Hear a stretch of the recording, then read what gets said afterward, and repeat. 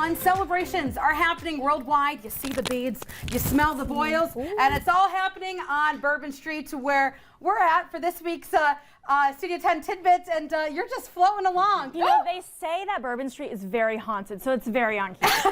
Very on key. My goodness. That's right. You still look good. Oh, thank you. You still look good.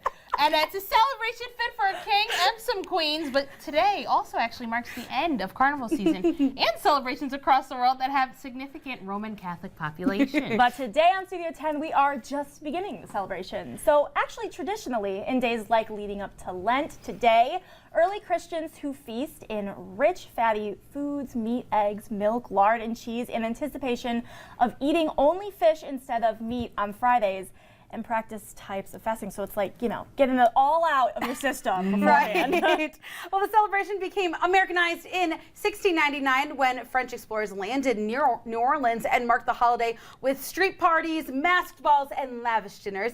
And there were pretty rowdy parties back then. But when then the Spanish took control of New Orleans, they abolished these rituals until 1812. That's right. And in 1827, a secret society filled with students, they called themselves the Mystic Crew of Commerce, took over, and they created the celebration that we now know today. So the students wanted to emulate a celebration they saw in Paris, so they organized a marching band with rolling floats. They incorporated mass, king cake, and the beads. That's part of the celebration we now know today.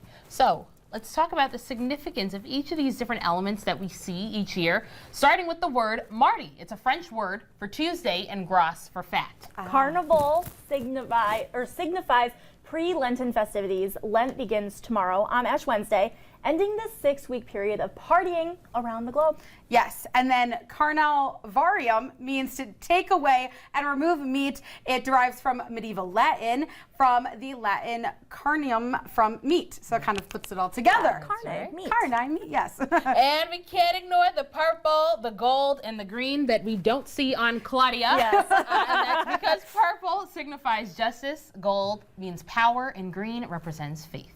Yeah. And that, my friends, is our Studio 10 Tidbit. That's Happy Mardi right. Gras. Can we just take a look once again?